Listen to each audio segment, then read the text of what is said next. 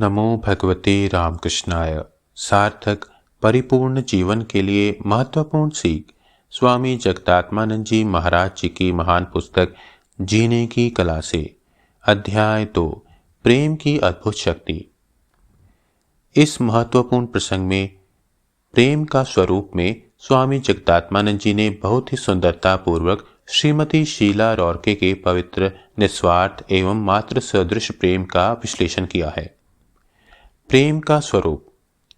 अनेक लोगों का विचार है कि प्रेम एक भावनात्मक उत्तेजना या पुरुष तथा नारी के बीच दैहिक आकर्षण के अतिरिक्त कुछ नहीं है, पर दैहिक आकर्षण से अलग करके ही हमें सच्चे प्रेम के स्वरूप को समझने का प्रयास करना चाहिए। केवल तभी हम इसकी विराट शक्ति तथा महान प्रभाव को महसूस कर सकते हैं।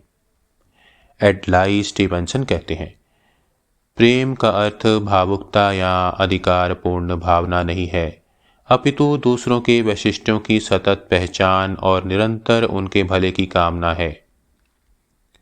उस गरीबों की बस्ती के बच्चों के प्रति शीला रॉर्के का प्रेम इसी कोटि का है। उन्होंने हर छात्र का पर्याप्त ध्यान रखते हुए उसकी रुचि, पृष्ठभूमि, सामर्थ्य तथा कमियों का ख्याल करके उनके विकास हेतु अपेक्षित उपायों के बारे में विचार किया था। एक वाक्य में कहें तो वे अपने प्रत्येक छात्र को समझने में समर्थ थी।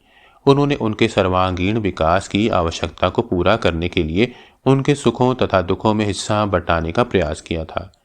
वे विद्यार्थियों से प्रेम तो करती थी, पर इसका यह अर्थ नहीं कि उन्हें मनमाने ढंग से कुछ भी करने की छूट मिल गई थी। छात्रों द्वारा शरारत की लक्ष्मण रेखा पार करने पर उन्होंने अपनी छड़ी का सहारा भी लिया था, परंतु जिस प्रकार उन्होंने छात्रों की भूलों के लिए उन्हें सजा दी थी, ठीक उसी प्रकार उनकी विशेष उपलब्धियों तथा प्रतिभा के लिए उनकी प्रशंसा की और उन्हें प्रोत्साहित किया। उनकी कल्याण कामना के अलावा अन्य कोई भी विचार न रखकर उन्होंने उन्हें शिष्ट व्यक्ति बनाने के लिए दीर्घकाल तक कठोर प्रयत्न किया था।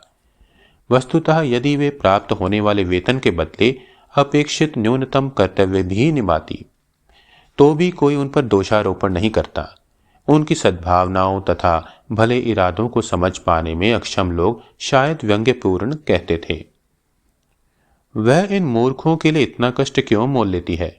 लगता है उसे करने को घर पर कोई बेहतर कार्य नहीं है, नहीं तो भला कौन इन शैतानों को सुधारने की चेष्टा में लगेगा? या इससे कहीं उसे कोई और लाभ तो नहीं मिलता?